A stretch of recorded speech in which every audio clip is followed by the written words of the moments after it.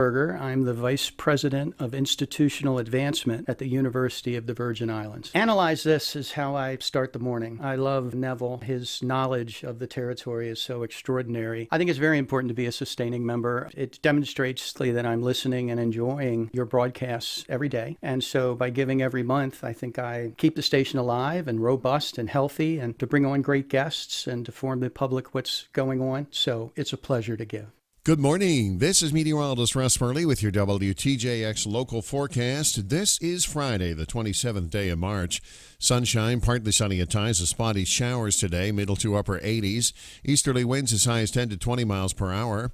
Spotty showers, upper 70s tonight. Tomorrow is partly sunny with a risk of showers, middle to upper 80s. Isolated showers Saturday night, 75 to 79.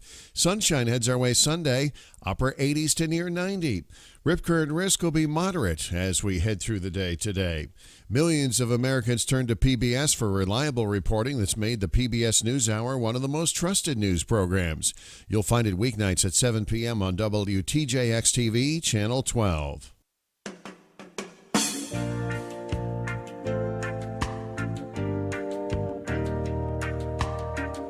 WTJX 93.1 Charlotte Amalia, your NPR station in the Virgin Islands. The views and opinions expressed on Analyze This are entirely those of the on-air participants and do not reflect those of the station's board, management, staff, or underwriters.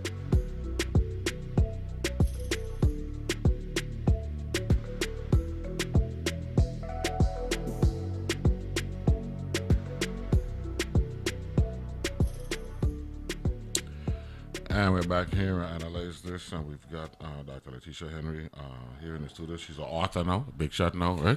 Well.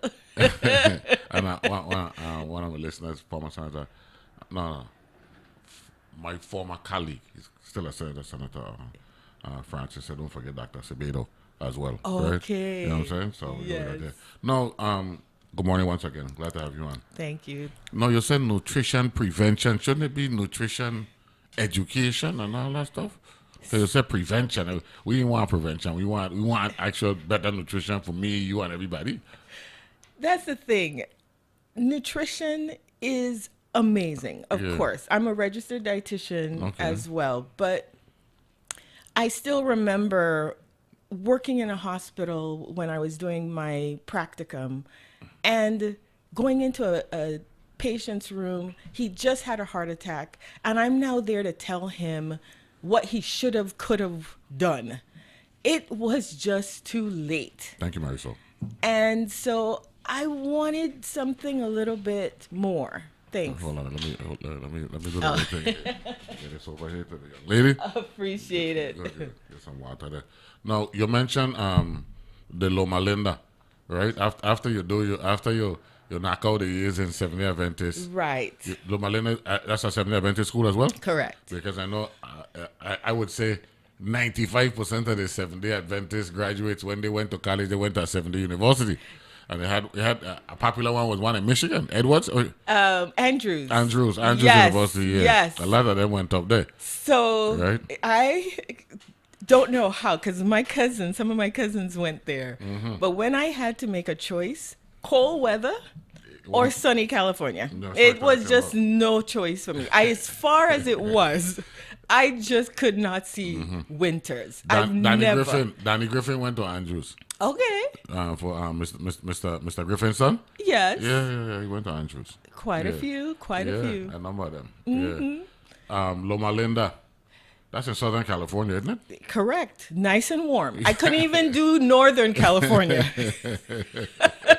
So it was destined for me to come back home, even though at the time I didn't know that's what was going to happen. And that was a good window for you, that learning window there? Absolutely. So at the time when I finished my bachelor's, I decided to go on to get my doctorate. And it was in preventive care. Because same school, but as much as we know this is what I should eat, it really is about learning how to change your behavior. And that's what my practice is about. How do you get you from knowledge about good eating, for example, to actually practicing it, to implementing it, especially in our culture where food is everything. I mean, we love it. And so to tell somebody, oh, you can't eat your roast pork again, come on. And so being able to say how you can do this in a healthier way. Moderation. Thank you. That's where I spend my time, helping people to recognize it's not an all or none situation. We can have a little bit of both. That's what I'm talking about. I had I had a near and dear friend of mine. I was a senator at the time, and she told me I was about 44 at the time. I'm 62 now. Okay. And she said, it starts with the moderation thing, not the content so much, right? Right. It's the quantity, right? Yes. And as it is right now, I can't eat I could eat a full plate of food now, but I'm gonna be uncomfortable after I eat a full plate of food now. So even when I order a sandwich, I can't knock down a full 12-inch sandwich from Subway. So that's I gain two servings out of that.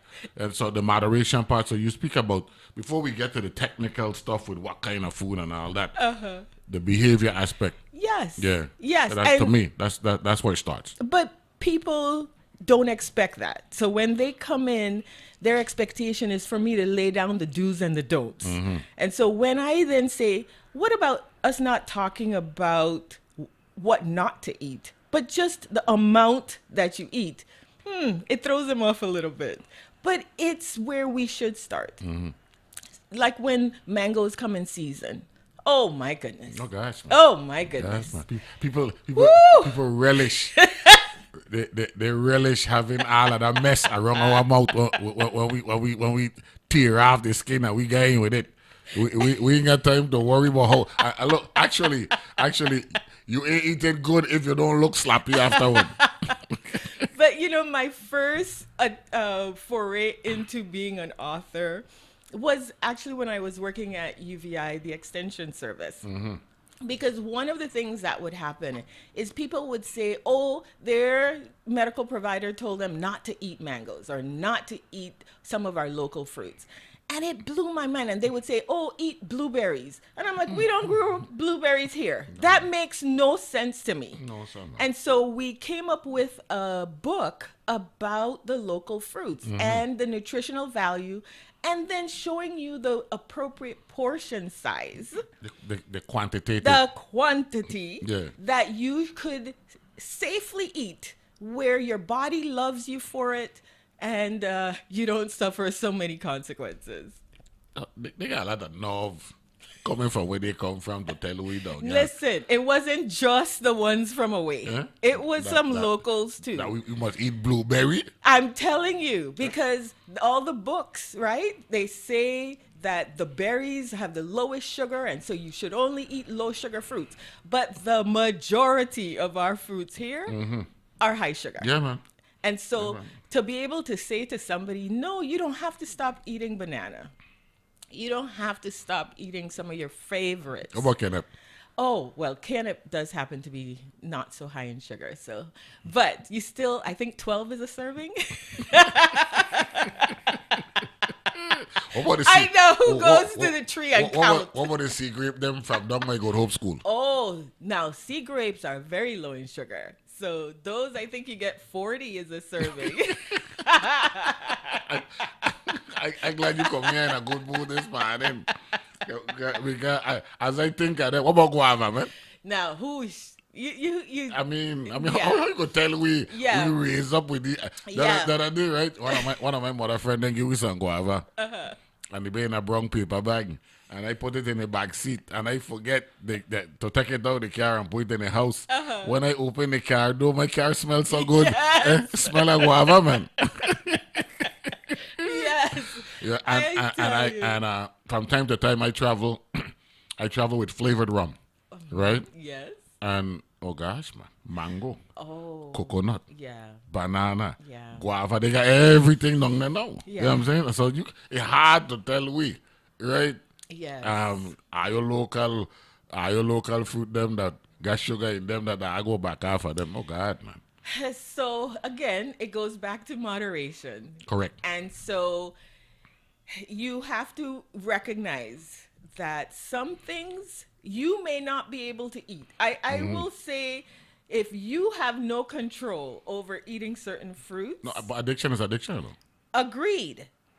And so you have to recognize the foods you might be addicted to that you may not be able to take one of because you don't know how to stop at one or two or three. I am a caffeine head.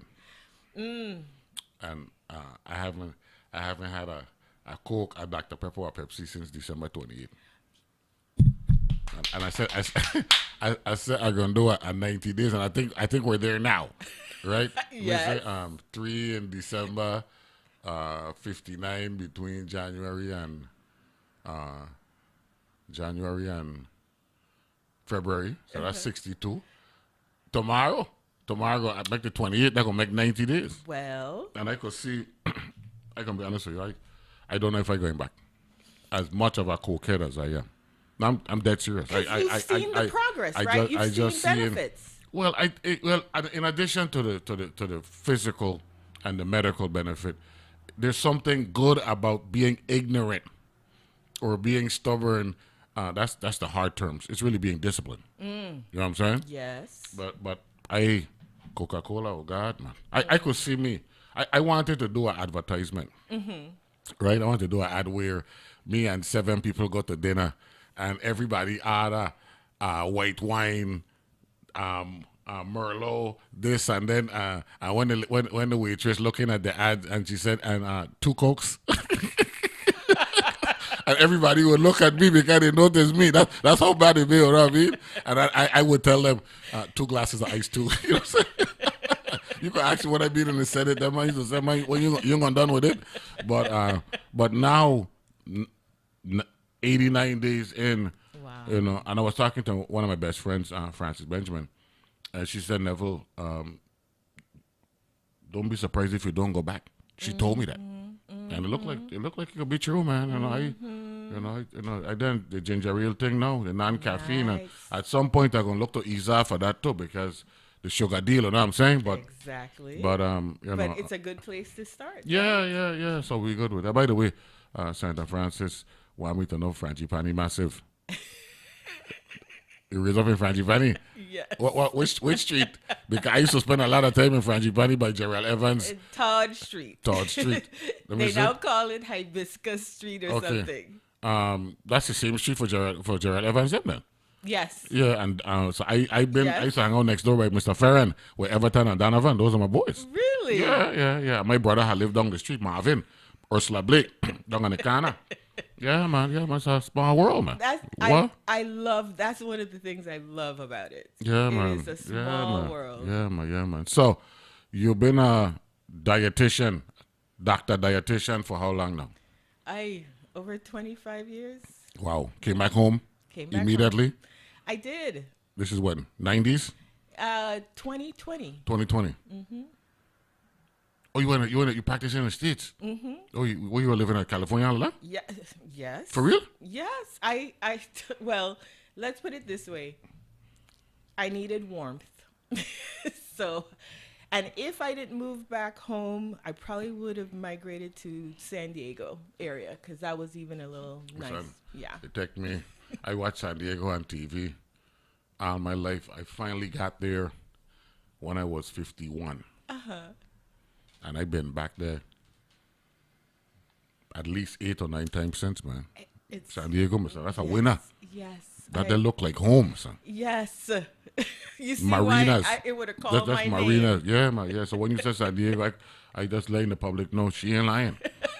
Okay, when you go to San Diego, you know what I mean? Yes, it's a big city. That's the downtown area, but they got so many other areas, and I like my racetrack. I go to Del Mar. I try to stay down in San Diego. That's a Marina Haven, my son. It remind me of the Red Hook, that area there, St. Thomas, Yes. and up there by the reef, up here and up there by Green Key and all that stuff. Seriously, Yes. yeah. So I telling her, yo, she ain't lying. If I want to go California, everybody know about LA and San Francisco Right, and no. all that stuff. Check out San Diego, my son. Diego. Yes, sir. But you decided to come back. Yeah. That's a good move. Yeah. We're glad to have you It was here. one of the best You came moves during the ever. pandemic. No, 20. Did I say 2020? No, you said 2 years ago, 1 year ago. Wait, where was? What you said? When you come back home? In 2000, mercy. Oh yeah, 2000. Yeah, you said 2000. Yeah. Look at yeah. okay, in 2000. Yeah. Okay. But interestingly enough, in 2020, that's when the idea for this book came about. Okay. Good. Yeah. So let me talk about the book. The name, Under the Baobab Tree. Yes. Tell us about that. So, the baobab tree Baobab. is well, it's actually different people call it different things, different pronunciations, but it really, nature in general fascinates me, but the baobab tree is believed to originally come from West Africa, where unfortunately a lot of the enslaved people that ended up in this part of the world, that's where they came from. And so the seed was brought here, and so the baobab trees around the territory have been here for a minute, especially, of course, the one in Grove Place, which we believe is the oldest one in the territory.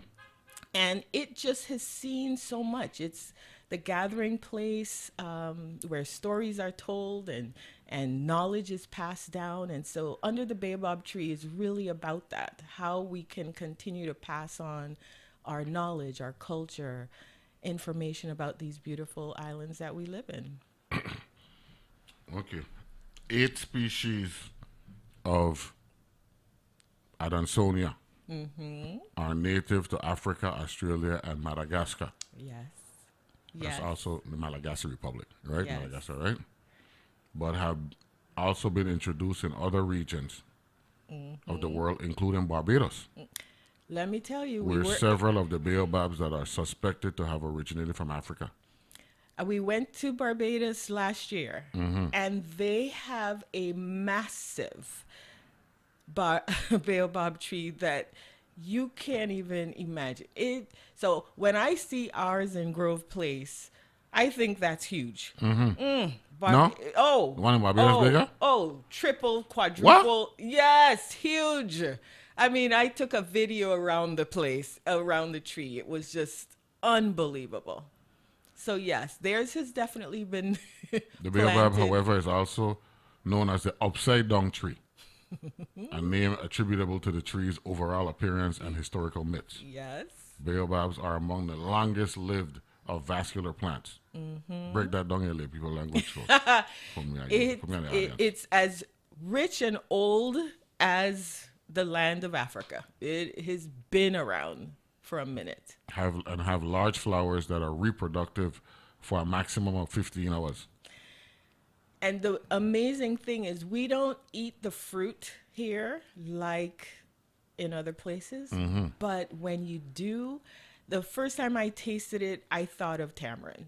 It had that little taste to me. The way you pronounce it, that's your father is who tell you to pronounce it that way there? Because You mean, is it a tamarind? And St. Croix, the B. The B is a part of it. And in St. Thomas, they got you in it. Because they don't say Tamon. Right? That is one of the. You know what I'm saying? That's what I made sure I included in the book. Yeah. Okay, good. To make sure we know. Because we actually have a state tamarind. Yes. Right? I think that done by Humboldt when you pass the Humboldt area. Right? And for pronunciation purposes, I could live with it being pronounced or enunciated that way. If we're talking to tourists who want to go someplace or want to learn. Yes. But among ourselves, it's Tambran or Tamon. That is the truth. I learned that lesson early when I came home, and I'm at this one eating place, and I said to the lady, "Can I have a fork, please?" And she says, "A what?" I said, "A fork. Can I have a fork?" She said, fork. "What are you talking about?" I said, "A fork." And then we could communicate. Yeah, man. We're talking with Dr. Letitia Henry. She's the author of a book and get into the whole authorship thing, writing, constructing the book together under the baobab tree. Take a break. Be back right after this.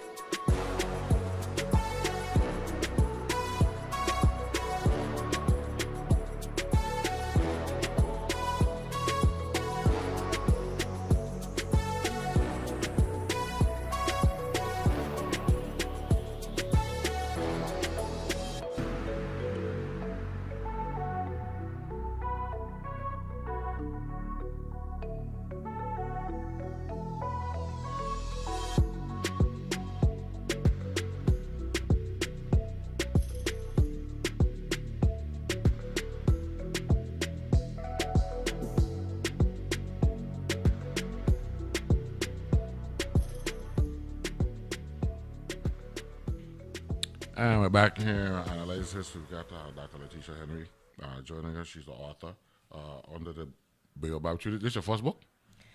No, actually. I've been working. One of my sisters got Fuss, into... Fussino, F-U-S-S. Your first book. Exactly.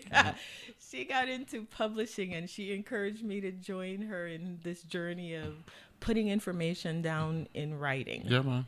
That big And so I've worked on some nutrition projects. So I have one on cancer prevention, gut health, and my most recent one is on menopause. Okay. So I have what I'm calling the hot approach, how you can, as women, and those who care about the women in their lives, figure out what to do to kind of minimize the symptoms.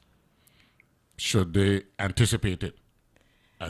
Should anticipation be a part of dealing with the minimization you're talking about? The bottom line is we prepare for so many things, and nobody really prepares a woman for what she's going to experience during menopause. And that just seems so wrong to me. Fundamentally. So, yes. Yeah. And so my goal is to make sure you know, when you find out, you make sure you tell the next generation and the next generation. Make sure they aren't as surprised. You know, I think of it as when a young girl is first getting her cycle. If she knows it's going to happen, she doesn't think she's dying when she sees she's bleeding.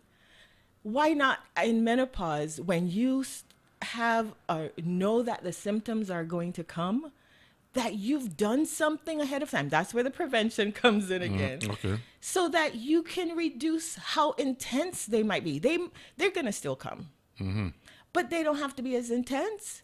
And so being able to know what to do before you're even in that position, and then while you're there, and then it deals with the trauma dynamic and the panic.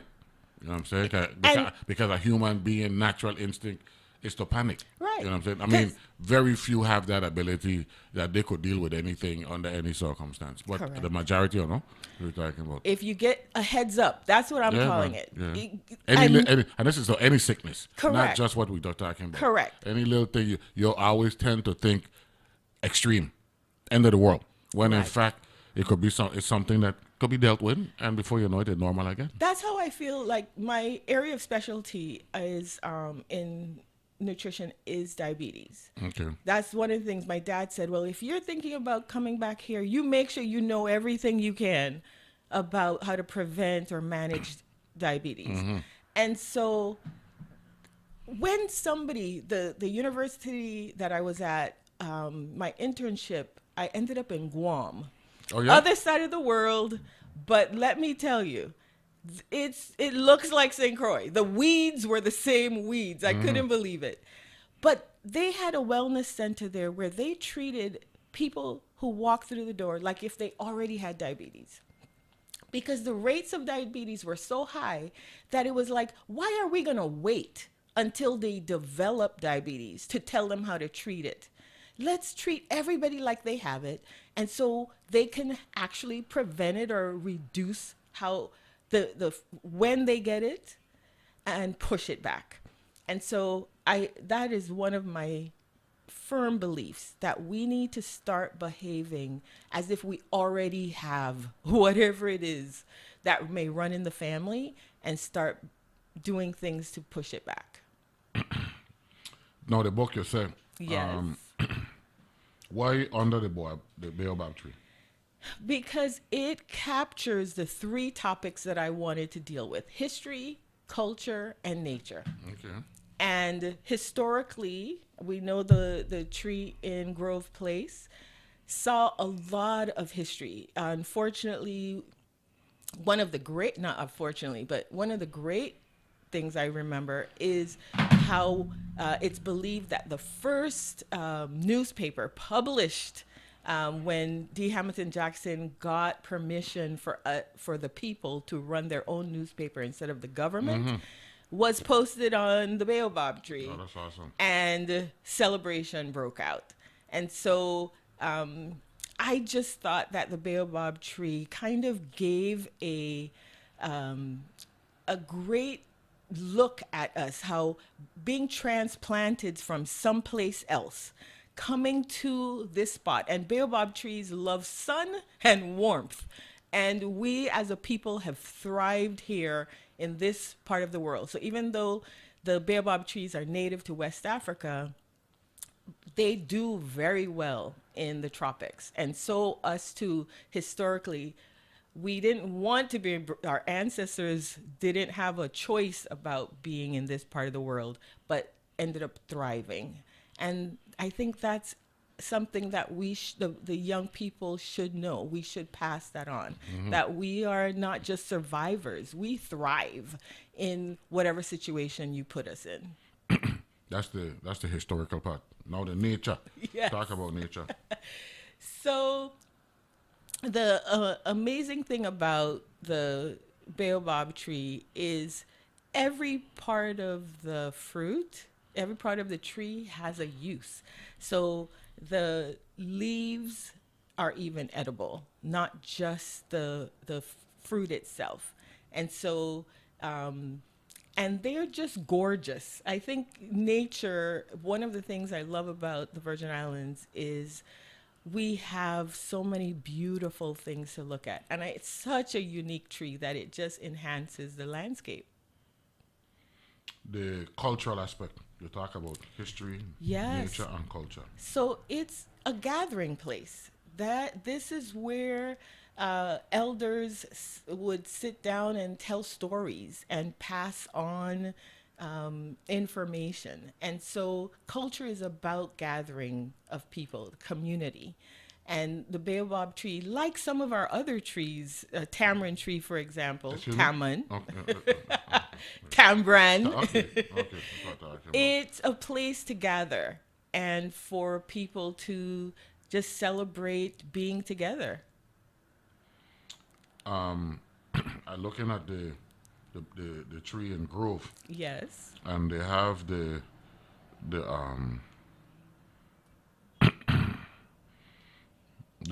history behind it here. The St. Croix Historic Preservation Committee, right? And it's at 194 and 194A Grove Place, right? And it Yeah. mentions the Adansonia digitata, right? That's a scientific name, right? Yes. What they use of that for the baobab tree. And they said this specimen originated in West Africa, noted as one of the oldest life forms on the planet. These trees provide fruit, medicine, shelter, and places of worship. This tree is over 250 years old. Under this tree, some of the women who joined Queen Mary Thomas Yes. in the rebellion of 1878 were burned alive. Okay. Yes. Wow. That was the unfortunate one. I Yeah, that's just hard to fathom mentally, you know. You know, for our ancestors to have to be subjected to that type of, you know. We got it. By the way, this is 2026. That 1878, we got a big anniversary coming up, you know, 150 years in 2 years. Yes. And then 5 years after that, we got a 300-year anniversary in St. John. And I want to be over there for that one. Yes. Right? That 2033, God willing. You know what I'm saying? Yes. That big. And I say this whenever authors come out like yourself. And I told her, there's an author by the name of Golden. She writes book. And I told them, we from the Virgin Islands got to be the one telling the story. Not people coming here to tell the story from what they hear from we. We got to be telling the story. Thank you. You know what I'm saying? So you got an obligation as an author, right? And then you don't know. Yes. Right? And all of the items you mentioned are in the book. 1733, the slave revolt, and what went down. And then About 1848, then the book that got to be in the book that as well. is, of course. If the book, we go show with the book. Exactly. You know what I'm saying? As you should, if Yeah, it wasn't included. Yeah, those 3 years, and also I learned on this show, we got to do something about the coal women in St. Thomas. Listen, that's in the book. That's what I'm talking about. That's what I'm talking They're about. influenced. Yeah. They decided to Dollar for they wanted to be paid in yes, in a little bit more. They weren't yeah. asking for much. We want a Mexican dollar no more. We want the dollar for currency of the day at that particular time. And The seeing coal ladies. how the D. Hamilton Jackson, how he did the union strike, it spurred them on to go for it for themselves. Yeah, man. Yes. So Doc School, the coal ladies that you like to, I wonder if you just hold on to that because it pronounced the same way, even if it's spelled different, and your name spelled Cole, and the coal ladies is Coal. I wonder if that's the real reason why you're big at it. You know what I'm saying? But it ain't a book, okay? It ain't under the Baobab Tree, okay? So, and I believe that was what 1912 or something around there. I'm gonna find out now. Coal ladies in St. Thomas. Yeah, that I can't remember. Coal ladies, St. Thomas, and the walk that, and they say how they used to move them thing there. So that there. I saw some pictures. Okay, the coal ladies of St. Thomas were Caribbean women often dressed in black with white head wraps, who between the 1870s and the 1930s fueled steamships by carrying 80 to 100 pound baskets of coal on their heads up steep gangways. They powered the Virgin Islands economy through intense labor, often paid in tokens, and famously initiated a successful labor strike in 1892. There you go. So the next big one would be 2042, 150 years. Wow. Excellent. Dollar for dollar. Or dollar for dollar. And September 12th, 1892. Okay. Though they were paid roughly 1 cent per basket, $1 a day. 100 trip we talking? Whew. They worked under extreme pressure, sometimes under the watch of a foreman with a whip. According to historical. I wish I'd be in there. So I had a nice Louisville slugger bat so I could just bust some bat in that man for knocking woman with whip. Oh gosh. A monument for the coal women of St. Thomas, designed by sculptor Susan Lurie, is a prominent artistic project that honors their role in building the island's economy. Beautiful. Wow. Oh yeah, man. So, Yes. where can my audience get the book? So I have a few places on island that's carrying it. In town, it's at Eden South and also Krista's Art Gallery. Okay. And Undercover Books. Okay. And the Crucian Cafe. Okay. And then out west is at the CMC Arts. Okay. What about St. Thomas? You ain't gone over there yet? I just actually got a store, Fish Face. Okay, good thing. In Good St. thing. Thomas. Yeah. Yes. We got Carla on the line. Good morning, Carla. How are you? Hello. Good morning. It's morning, bro. Hey, Frank, what's going on? I hear listening to I with glee, man. Hold on. You hearing us being gleeful, or you listening with glee for yourself? No, both of them. I like that one. and the coal ladies used to load up them boats right not too far from where I live. Wow. That was on Hassel Island. Okay. That's what I'm talking about. Frank is a regular caller, Okay. a historian par excellence. Fisherman, though, right? That's right, long time. Long time fisherman. And Good he morning. he educated me. You know what? You know what a Baobab Tree remind me of? Just one word. You Go ahead. have to look at it. The diaspora. Oh gosh, yeah, man. You see how all the branches intertwine with one another Yes. and go all over? Yes. You got one in St. Thomas? I don't think so, Yes. but I wouldn't put it up. I've heard they had, but I No, can't. hold on. I got an answer for you. The university. They've planted a baobab tree Okay. at the university. Okay. So So we waiting to see it come up, or done that no, already? it's a decent size. Yeah. Yeah. But it's still it's blast- young. It's young. Oh, yeah. But it's a decent. It's still in its infancy. Like everything, you don't push and get like jealous of us, so, you know. So we had to get up. All in love. No, I appreciate that. Now, Frank, what I want to tell her is one day we were talking about there's this song that I play by Spyro Gyra, right? A song named Morning Dance. And they were here in the territory, and they were playing at they were either playing or practicing over at a restaurant, right? Barnacle Bills. Right. And so Frank and I got in a conversation. So, hey, Frank, I got a joke for you. Monday night, I'm hanging out with the boys. We're doing dinner. And Chart House, there's a restaurant on St. Croix named used to name Chart House. It is now Harbor Prime, right? So we there talking, that's where we went. And we were there talking about it. And there used to be a Chart House in St. Thomas, right? That was the first name of it. That was the first name of it. And then it named Oceana after that, right? Right. But Right. Frank was the one who told me that structure was the Russian embassy or the Russian consulate or something. Right. Imagine that. So I couldn't believe we had a Russian consulate or Russian embassy in the Virgin Islands. At one time, the thought was, I'm sure people today still believe it is kind of haunted. A gentleman was murdered there. Oh. Okay. Okay. How recent that was? That was way back in the day. Yeah, man, that's a long time ago. Okay, good. Yeah, so when he educated me on that, I looked it up, and he was telling me about a lady named Florence Kruger, right? That's her name, right? Florence Kruger, that's right. And she had owned... She had a son named Freddie. She had a what? She had a son named Freddie Kruger, and he died in a plane crash. No, you know who Freddie Kruger is, right? You know who Freddie Kruger is, right, Frank? But that's long before the Nightmare. That's long before the Nightmare on Elm Street. But he died, and he had a daughter. I don't remember her name. Listen to this story, right? Mm-hmm. So hold on there. Go ahead, Becca. We got time. We're going to a break, but go ahead, start the story. Go ahead. I got this from Antonio Giovanni, the gentleman who bought the master lease from Mrs. Kruger. Mm-hmm. Okay? He told me that... Don't start. We're going to a break. Let me go to the break. So you can come back, give me the story, and then we're going to get a WAPA update from Chanel Peterson. Okay?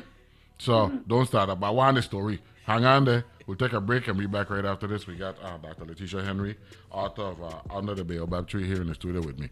Be back right after this.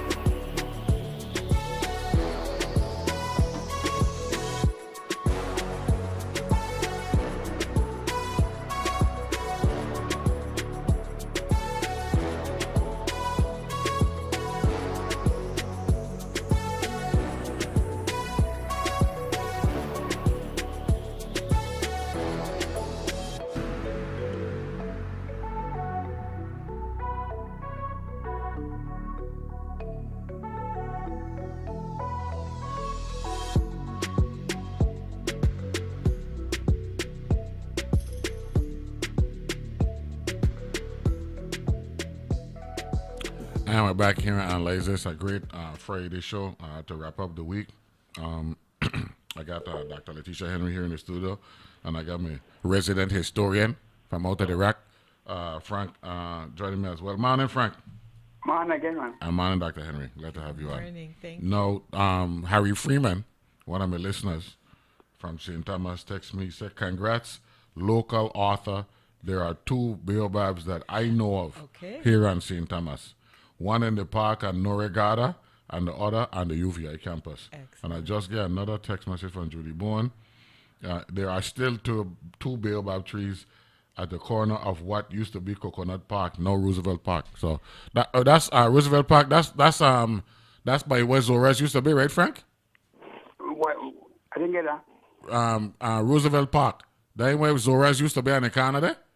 Yeah, close to that, yeah. Close to that, right? Okay, they said so. You're supposed to got one in that area there. A baobab tree in that area there as well. Okay?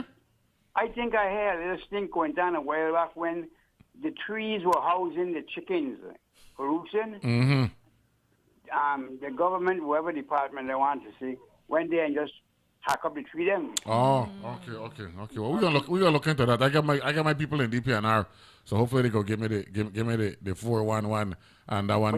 No, give me the story you want to give me. Yeah. Good thing I had a little pause. I had a little lapse of memory there, but you know how good God is. But anyway, Tony said that and he told me, right, Freddie had a daughter. And when the... This is Kruger you're talking about? Yes. Yeah. Mrs. Kruger. It's actually Kruger, no? It ain't spelled Kruger like Nightmare on Elm Street. It's C-R-O, not C-R-U, so they got a break with that one. So we got a break. Go ahead. Well, they can mess with us. Anyway. Listen, so when this settled, she almost got nothing. Okay? Mm-hmm. So she used to go to school here on St. Thomas. So they came back in a class. She came back here in a class reunion, and she met one of her friends who had went to school involving these kind of situations when they have settlement and stuff like that. I don't know what the word for that is. Well, when she gave him the story, he said, I don't think this is right. And I believe the amount of money and all that out of it. But when they did resettle, she had a substantial lot more money came out of the deal and a yearly annuity too. Now, they are doing 3 things at one time. The facility, the property, that's what Villa Olga. Villa Olga, right? And I was looking at something here, and they say this is back in the 1700s, or no? That's how far back it goes. Right? it had a road. Yeah. Just like it had now, right? Mm-hmm. But back then, it was a one-car road, and actually had an archway. Mark Villa Olga. Wow. Yeah, and they say situated on the water at the tip of Frenchtown. It was once the home of the Russian consulate early in the 1900s. To add to its intrigue, it is rumored to have been a gambling hall. And bordello in the 1700s. Considering the shipping traffic during those days, that this seems a likely possibility since it's right across from Hassel Island, home to active commercial shipping community of that time. So they say everything is secular now. It really is. Wow. Yeah. Wow. Anyway, Frankie, good to hear you, man. Enjoy the weekend. I just tell the lady congrats on the book. Yeah, man. You telling her yourself she could hear you now, and she gonna answer you right now. Yes, thank you so much. Yeah. It's available here on Island? She just find one. Yes. Just find a location. Fish Face in St. Thomas has it. Fish Face. Find out what that is. Okay, good. Okay? Go looking out, Frankie. I appreciate that. Okay? And I have a picture of the books just so that you can, anybody who is watching can see what to look out for. Okay, good. Well, it's good to have you on today, man. Thank you so much. And looking forward to hearing about the reviews of the book. And you can pull the microphone up a little bit because we're leaving. Oh, the book. Put the book up again. Oh. Put the book up. Now, we streaming and put it so you can, right? So you can look straight at that camera there. You got there? Okay, you guys are good. So that's the book right there. You can't miss it.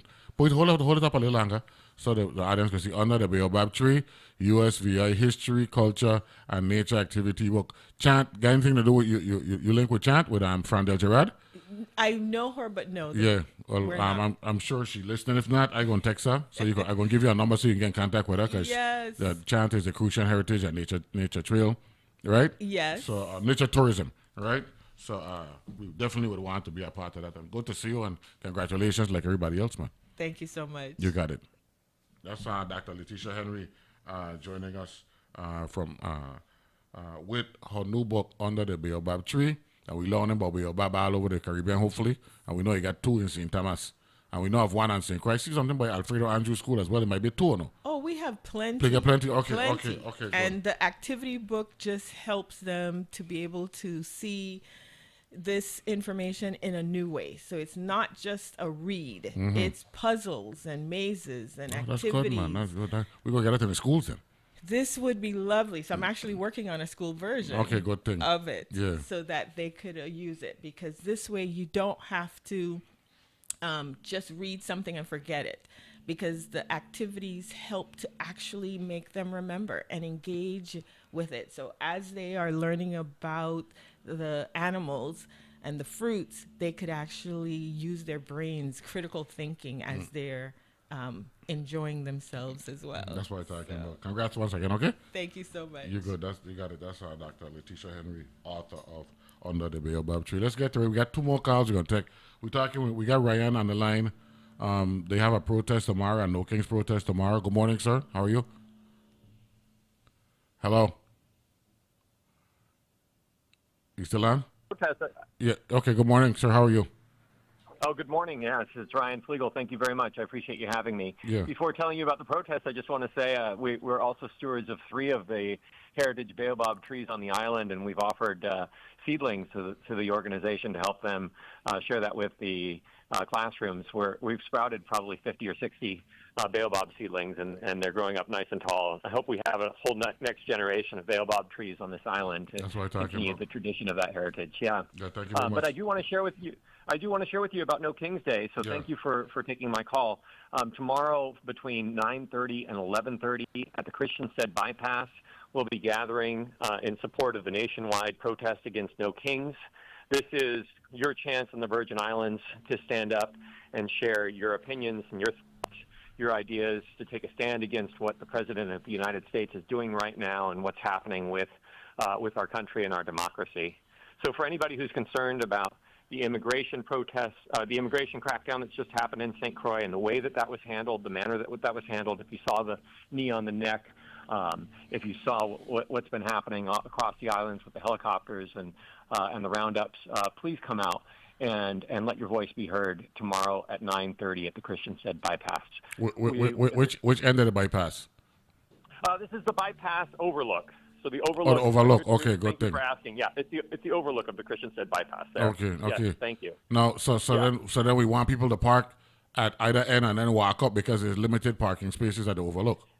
There is limited parking spaces when at the overlook, and forgive me for not knowing exactly how that works, but there will be some parking spaces there, the limited spaces there, and then you have to park on either end and walk up. That's correct. Yes, or better yet, come with a friend and carpool, because we need more people the better.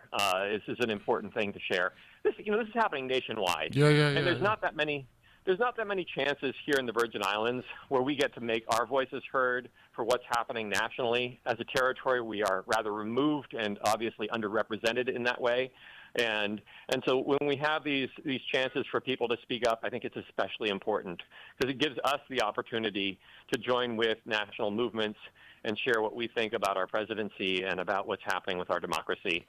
And these are steps that are key towards improving our status here in the Virgin Islands. Thank you very much, Ryan. Appreciate it.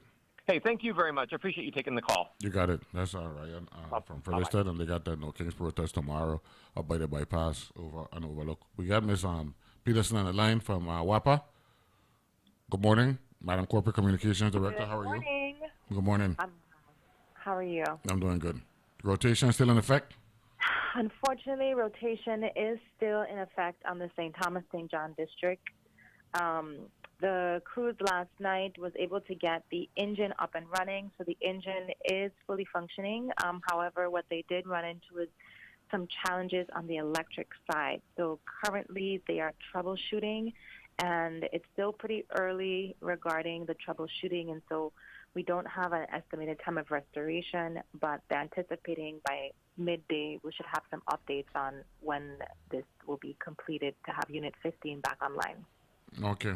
So, as it stands right now, the same rotation from yesterday is in effect? There is a small change from yesterday. We will not need there will be no feeder outages between 9:30 and 11:30 this morning. And we are looking to begin at about 11:30. We have the solar farms active this morning, and so that's been able to provide the needed power. And so we'll begin with feeder 7A at about 11:30, only if needed. Only if needed, and okay. Everything else is the same. Alrighty. Thank you very much. Appreciate that. Absolutely. You're welcome. You got it. That's Thank you. Chanel Peterson from the Virgin Islands Water and Power Authority. So, Dr. Henry, you got...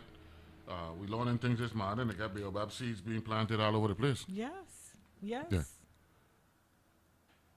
Go ahead. I actually was at the Botanical Gardens, St. George Botanical Gardens, the other day, and they have several baobab trees that they've planted in that area as well. So definitely. And our soil is different from everybody else's soil. Our soil is steroid soil, natural steroids. Our soil, anything could grow here and grow prosperously. We are so blessed. We are. Really. We are. I don't think we know. So Yes. And this could be about heaven for I don't know down the road. Anyway, good to see you. Okay. Thank you so much. And congrats as well with the book. And appreciate you allowing me to take the time to Senator Francis share. been texting me throughout the show. Big fan of yours, you know what I mean? So fantastic. It's all good. He from Glen. He from around the corner, right? So you could get from Old Mambiju, you come out of Old Mambiju, you go through Frangipani and go through the backside of Glen. And that's the next one, Yes. We don't pronounce it Glen, but it's actually Glen. You know what I mean? But again, we can do what we got to do, how we want to do it. You know Listen, that is part of the culture. It is what it is. Yeah, we're good with that. Thank you very much again. You're welcome. Good, yeah. We got a caller on the line. Good morning, caller. Good morning, caller. Good morning, Mr. Neville James. What's up, man? Man, me have to call in. Me no time limited today now. No time limited. I only got 3 more minutes. You know, Neville, I'm one of the people who will not attend that march. And me wanted to say that. And the reason why, Neville, me just come from a meeting last week. Mm-hmm. And they police them in Dominican Republic a ride motorcycle, Neville. And every time them see black Haitian, them jump off the motorcycle, pull gun on them, arrest them, and send them back to them country. And this are happening every day now in a Dominican Republic. And we have to abide by laws. We want every other country in the world to abide by the law them, but America should not enforce them law. And that's wrong, Neville. And that's all I say. I'm calling next week, man. You believe you're going to come on my show and try that smart man move, but that's all you're going to say? Look, man. Neville, me hear you know, but you're limited with time. Man, ice out of control, man. Out of control. And even your own national treasure, that's what you call it, Donald Trump balling. Apparently, the first lady tell he go modify this thing. This is crazy. Are going out of control. Honest people who walk in and ain't committing no crimes. Are you attacking them, treating them like animals, man? That's bad. In Dominican Republic, tell you this. I don't have to. You don't have to see. You don't have to see what's going on in Dominican Republic. You come from Jamaica to the Virgin Islands. Worry about here. Don't worry about over there.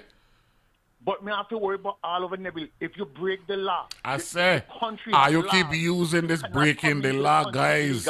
You keep using this breaking the law, guys, to justify inhumane behavior, man. You know what Malcolm X, you check this out. Check this out. You know what Malcolm X said during the civil rights movement? He said this ain't a civil rights thing, you know. It's a human rights thing.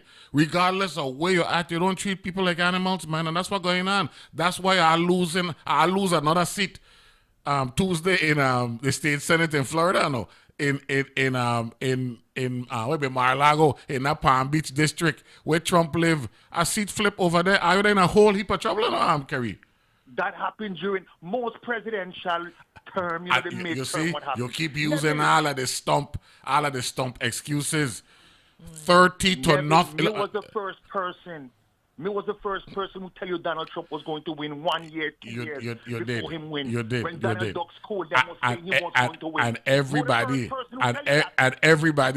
a majority of the people have now claiming they got voters' remorse. You realize it had 30 flip since January 2025. All of them is Democrat, not 18 to 12 or 20 to 10. 30 to nothing, Kerry. Are they in trouble?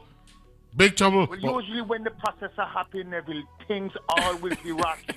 But after it's finished, then things come to formation and people love it. Come back again next week, man. We're going to have fun talking about next week, man. See you. Take it easy. And Dr. Henry, you see what I got to deal with that? With my people left? It's all good, man. Anyway, everybody enjoy the weekend. And we'll talk to you Monday. Got 2 more shows in March and a big show for Transfer Day on March 31st with Darby and Generic. Talk to you then.